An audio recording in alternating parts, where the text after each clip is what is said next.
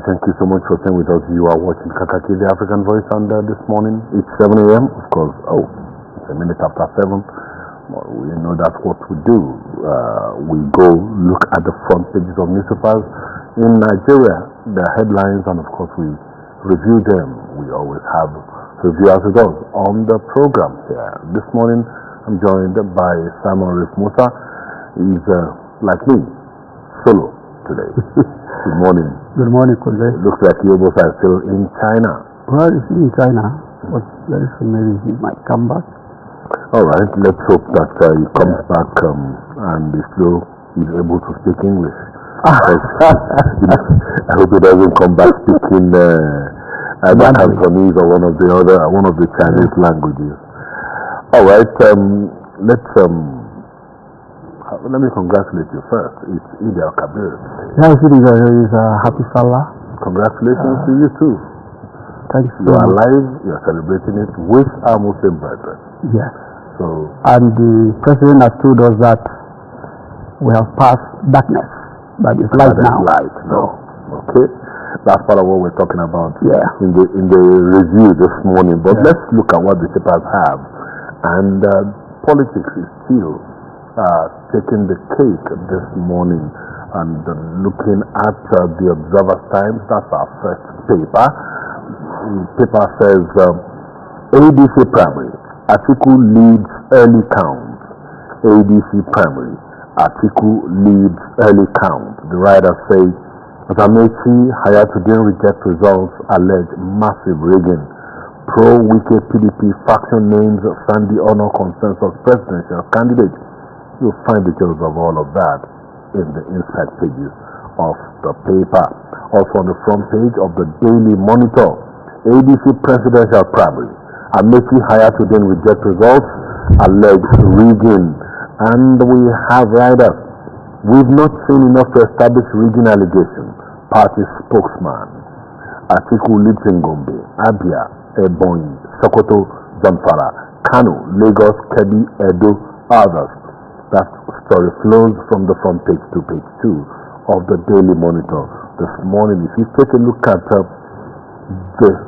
top of the paper, that's right at the top of the masthead, and the message there says Eid al-Kabir, Tinubu assures Nigerians of improved security, economic stability. It says the walk through the dark tunnel is over and the light is here. Let's go to this Nigeria now. And its own headline says ADC primaries, we say no. Amechi Hayatuddin reject results, allege widespread malpractice. Atiku takes early lead. And if you also go to the bottom of the page, INEC raises alarm over deepfakes, fake news ahead of Ekiti governorship poll. You'll find details of that on page 12 of this Nigeria this morning. Let's now look at the leadership newspaper, and its own headline, the major headline there also says ADC presidential primaries. Hayatuddin rejects results as Atiku leads. You go to page 7 of the leadership newspaper, and that's where you will find details of that story. Okay, also on the front page of this same paper, the leadership newspaper, Court clears Jonathan to contest 2027 presidency. You'll find details of that on page 8 of the leadership newspaper this morning. Now let's go to the Daily Asset. The top story there, the major headline there says, Court clears Jonathan for 2027, reaffirms INEC election powers. And the writer says, slams plaintiff with 21 million costs over frivolous suit. Orders INEC to review election timetable over legal breaches. Find details of that on page 2. Eid al-Kabir, hope lies ahead at times, says Tinubu. And riders to that, also on the front page of the Daily Asset says, sacrifices yielding economic gains, says President. Police, NSCDC deploy thousands nationwide for security. The next paper we will look at now is the Daily Global. The Daily Global leads with the story, Court clears Jonathan to to contest 2027 presidential election. And you see also other headlines there. But let's move on to the next paper now, which is the Daily Sun. Its own headline says, Court ruling on eligibility, presidency, APC mock Jonathan, PDP divided. And the writers say judge dismisses suit, awards 21 million naira fine against lawyer. Good luck support groups hail judgment. You'll find details of that on page 6 of the Daily Sun. Now, looking at the Nigerian News Direct, 2027 court affirms Jonathan's eligibility to run for president. You'll find details on page 10 of the paper. Moving on now to the next paper this morning. The Authority is the one we have next, and it leads to the story, Eid el-Kabir message. Darkness is over, light is here. Tinubu, the writer says, we're on journey of renewal, president insists. The blueprint leads with the same story. Tinubu at Eid el-Kabir. Walk through the dark tunnel, over, light is here. Akpabio, Barau, Iwata, Alafi, NOA, others task citizens from peace sacrifice as we approves 50% discount on train services nationwide. You'll find details of that story on page 8 of the paper. Also on the front page of that paper, you find that headline, the results of ADC presidential primaries concocted according to Amechi and Hayatuddin. Sandy Ono declared PDP candidate as court clears Jonathan. The name is Sandy, not Sunday. That's what the blueprint quoted, Sunday. The man's name is Professor Sandy Ono, who is a former senator too. Now let's go to the New Telegraph. Eid el-Kabir, Children's Day. Tinubu assures Nigerians of improved security, calls for national unity. Looking at the riders, says youngsters deserve inclusion, protection, opportunities. Akpabio, Abbas, Barau, Kalu, others urge sacrifice, unity, prayers.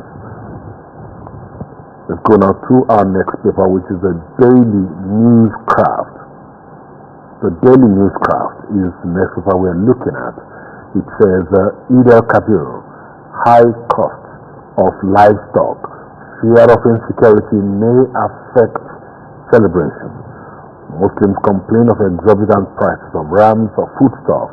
Military warn of possible isolated attacks.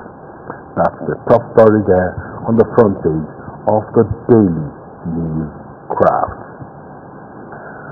And the Daily Independent is where we're going next.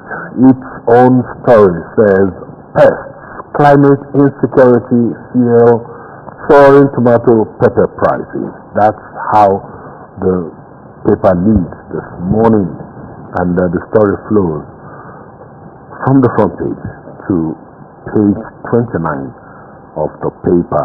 Looking at the bottom of the page, terrorists, bandits will face ultimate defeat, Tinubu assures, and that story also flows into the inside pages continuing on page 29 of the paper as well. So, Simon, those are the papers we have for review this morning. Let me come to you, what you have to say, what your own thoughts and your reading of these papers today are. Let's start with the one, the headline on the ADC primary.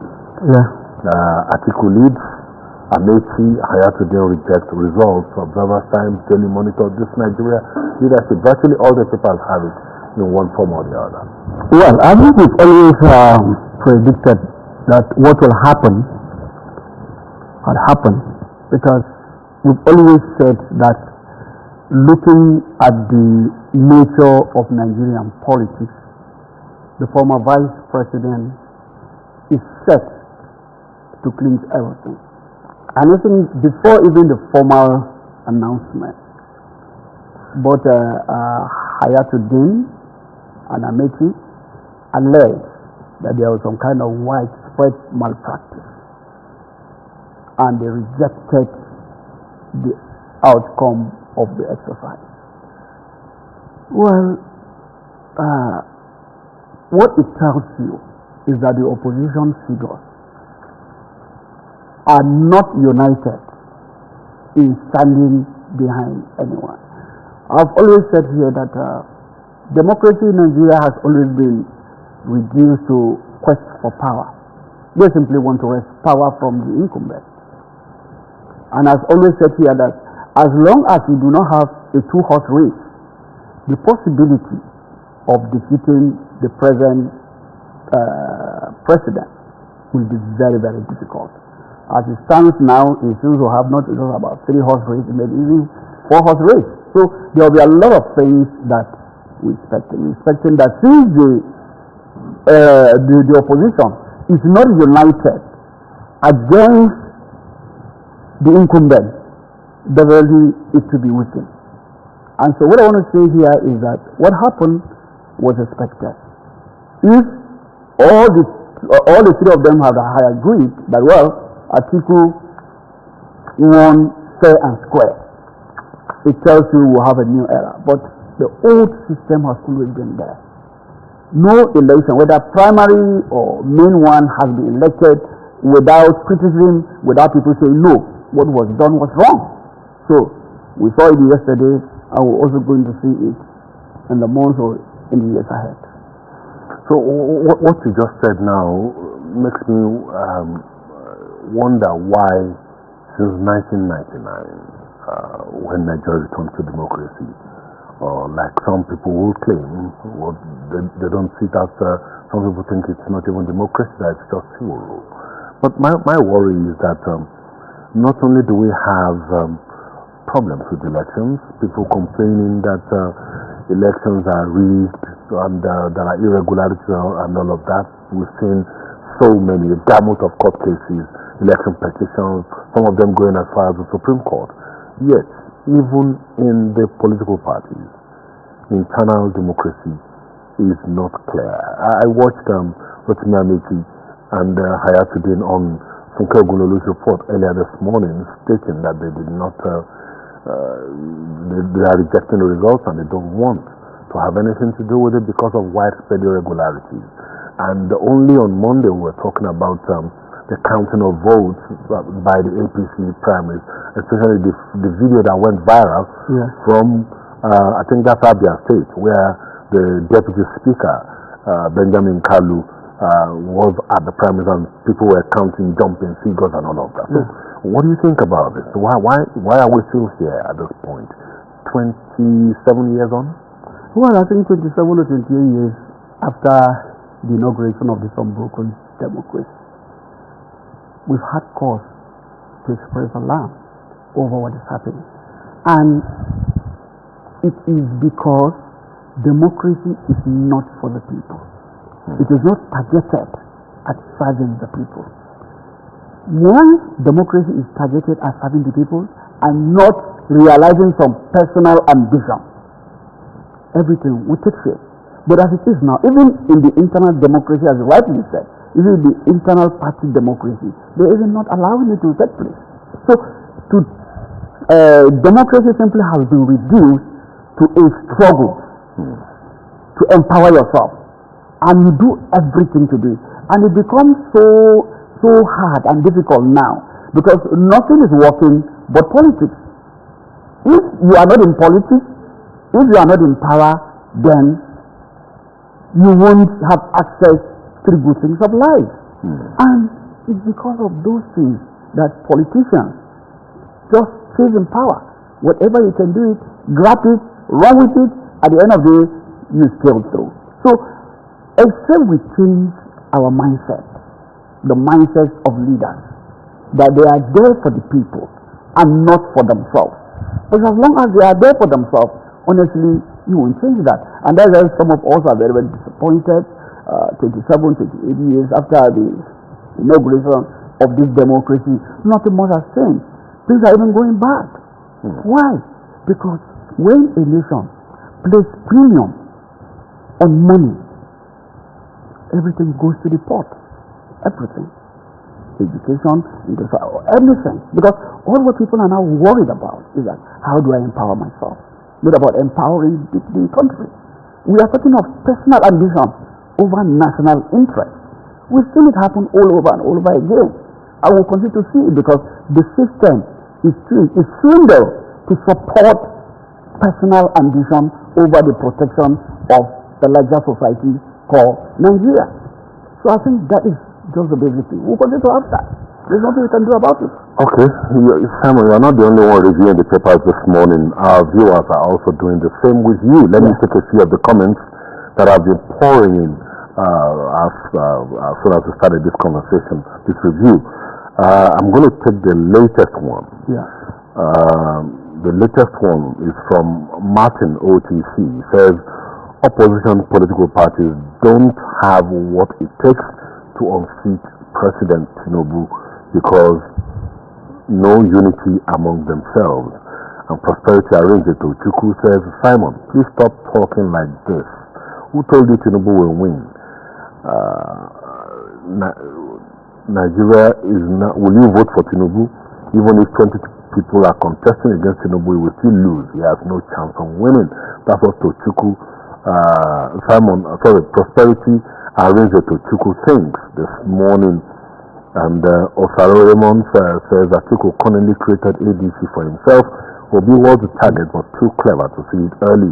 And Ike says, honestly, I don't know those supporting Amici. He keeps boasting of his large followers, having come second in the 2023 APC presidential primaries. He feels on top of the sky. So many. Ehide the priest says, these people will not win the election if they didn't come together under one party. They can only make national noise on TV stations and social media. Ugochukwu Ikechukwu says, Atiku will never rule Nigeria. I'll say it again, he will never rule Nigeria. 2031 will still not vote him. That's Ugochukwu Ikechukwu's own view. Bumi Adeola says, Tinubu has always assured us of security and goes to sleep. Anyway, we'll talk about that when we... I'll read more comments as we go on. Let's get back to the stories this morning. And the one that is next is that story about former President Goodluck Jonathan. Court clears Jonathan for 2027. Reaffirms INEC election powers. Presidency APC mock Jonathan. Daily Asset, Daily Global, Daily Sun, Nigeria News Direct. All of them have that story on their front pages. Now, we talked about this a while ago on this same program, you and I, as well as Yobosa. Former President Goodluck Jonathan, the court has now said he can run. Yesterday when the court declared that, I think Jonathan was in Sierra Leone as Tinubu's special envoy. My worry is that there's no sign, I don't see anything around happening that this man who conceded power in 2015 has any interest in running. Someone called me, I think this week, he said, maybe the introduction of Jonathan in the whole scenario is to simply weaken the opposition. It's quite sad. The faction led by Turaki were in Ibadan to condole with Governor Martin Day, and Martin Day is a presidential candidate under APM. That's what he wants to have. Then it's the same faction that are fighting for Jonathan to come back and contest. The question we ask, those people that are pushing the former president to contest, what was their role in 2014? So why are they so desperate that the man should come back? So as far as I'm concerned, I may be wrong, I've not seen anything to convince me that Jonathan will run. Yeah, I think I said it last week. Yes.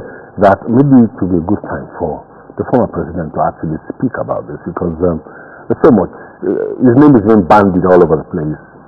People have gone to court to argue that he should be able to contest elections. But he hasn't said anything himself. Even his wife has spoken. Every man has his own style, and that is his style. This is the picture, I think, on the Daily Sun. He was in Sierra Leone yesterday as a special envoy to President Tinubu. So what else do you want to know again? If this man wants to contest, for now he would have come out to say, hey, I'm contesting. But now he's playing his role as special envoy to the president. So to me, yeah, that is a message. You have him on the front page of the Daily Sun. Yes, that's the message. Shaking hands with President Julius Maada. Yes, as special envoy. Yes. So what I'm trying to say is that we don't need the opposition to sit down. If it can put its acts together, come out unitedly and prosecute the 2027 polls. But for now, as much as we have the OK group, we have Jonathan, they say he's going to contest, we have Atiku, a lot of things. Things will work like that. Yeah. Because in 2014, these people came out under a united banner called APC. Somebody said they identified someone like Buhari. And the man who did that was Tinubu. He did all his best. Now, all of those people that are fighting to be president, they are simply interested in realizing their individual presidential ambition. That is not the best way. You're saying it's not about Nigeria, it's about them. It's not about Nigeria. Politics has not always been about Nigeria. It's about the individual and selfish interest of political class. And the worst thing is that the people that are supposed to be at the center of everything, because of ethnicity, because of religion, because of other factors, they just simply outsource democracy to the political class. And there's nothing you can do about it. What do you think the people should have done? Of course, they should rise up. Because this bad governor or this hardship looking across the land is not just in one side. It's not just in the north.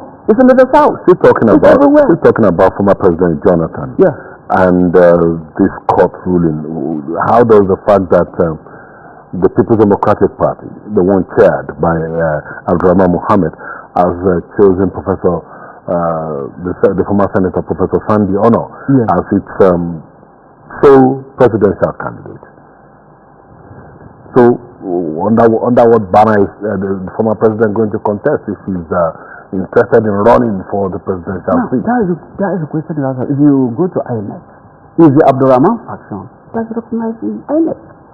The Turaki faction has no office, because even the clearance they did was only God knows where.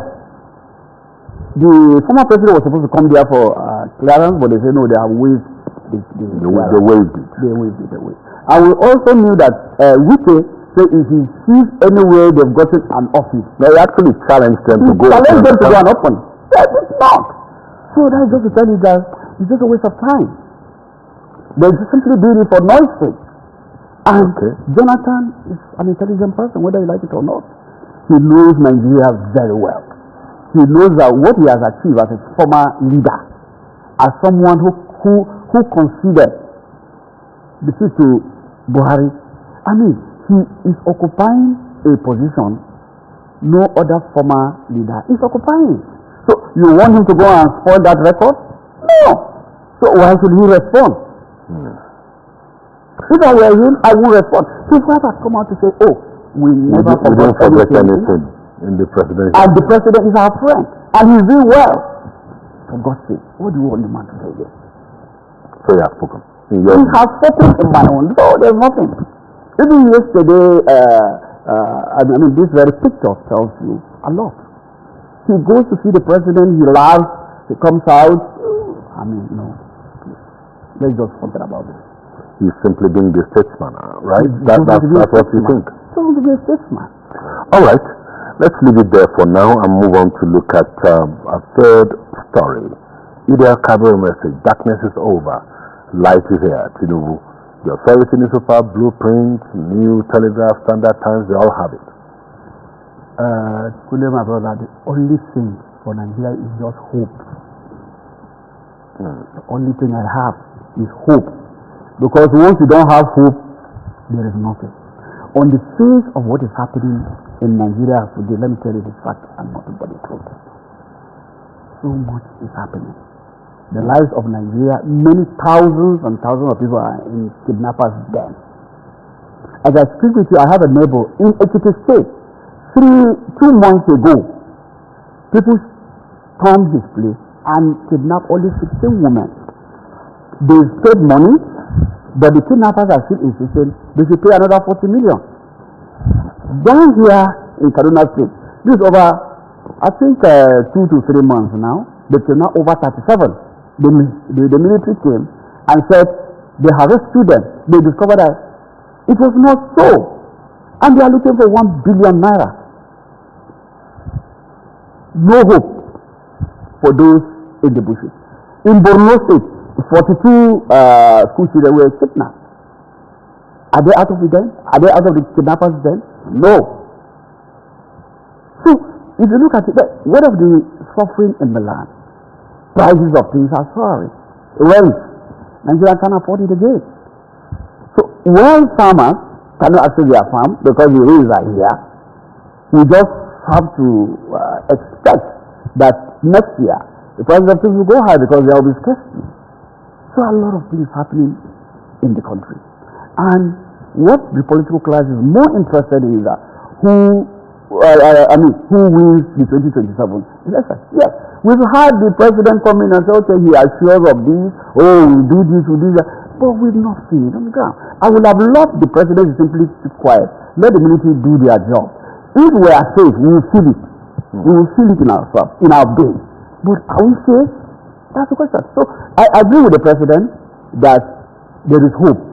But once in a while we negotiate some costs that makes us to be dispersed. That is normal. But honestly, it's not a good story. It's not a good story. But the only thing that we do as Nigeria in order to survive is to have hope.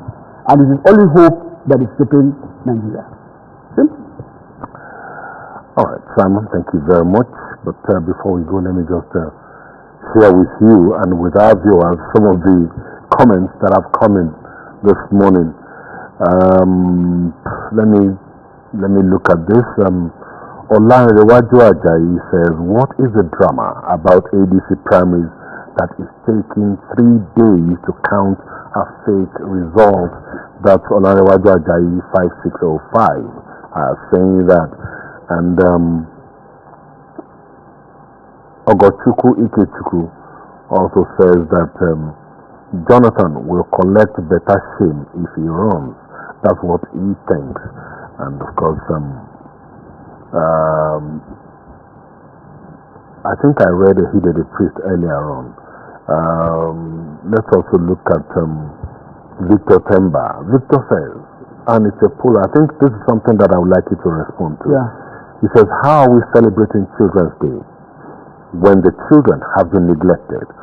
Poor education system, some of them under siege by bandits, some killed like ants in their sleep or taken hostage. That's what he said. And I'd like you to, because Nigerian children are celebrating Children's Day today, quite all right. Today is May 27th. Yeah. And even before you came on, we looked at a special report where the plight of the Nigerian child was discussed extensively by our reporter Aikida Majakudumi, talking about the fact that children are not having it easy at all, and if they are the future of the country, what is there anything to celebrate today? They say that if you want to know how a country treats its citizens, its living citizens, look at the manner it treats its dead. If you want to see how a nation treats children, look at how they are treating the adults. If you want to see how they treat the retirees, look at the way they are treating those in service. The truth is our children have been neglected. Schools have been abandoned. Our leaders most of our leaders make money, take their families to Canada, to UK and US. And that's why I'm happy. Those people are telling them, hey Nigerians, go back home. Go back home. Any politician of retreat that has a family, most of them, I'm not saying all of them, because there are politicians that have love for this country. But are they giving the Are they? How many are they? What kind of influence can they, The overriding, many of them are simply there to ensure their interest is protected and nothing more. So our children is quite sad, like you said. Most of schools, some of schools in the north are closed down because of fear of what? Kidnapping. Like actually in Borno State, where they kidnapped those 42. There was a picture. There was a trending picture of a school of children kidnapped. How they were whipped. Their back was shown. They have lacerations on their back. I mean, you wonder in a nation where there is government and you allow criminals, casemen to do that to children. I was in Israel sometime. The disappearance of one child was what dominated the paper for 3 days until they found the corpse of that child. So, do we have that in this country? You go to the schools, all these public schools, you look at the condition under which they teach our own children, you wonder. It's because leaders have their private schools. They send their children to private schools, so they don't give a damn. Just like anytime they have headaches, they fly to UK, they fly to US and attend to their health needs. They don't give a damn. So these are things is very, very worrisome. Very, very worrisome. But we hope, like I said, we will always hope. We are a nation of hope. Once we don't have that hope, I don't know what will happen. But again, I don't know how far that hope will take us. So, all right, Simon, thank you very much for coming this morning. And we do hope that the hope does not die. Yeah. Nigerians keep holding on to hope. Yeah. And things will get better. Like the president said, the light is here.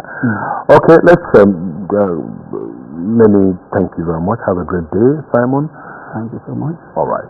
Pleasure being with you. That's the much we can do this morning on the Newspaper Review. We actually overshot by 3 minutes. So we'll take a break. When we come back,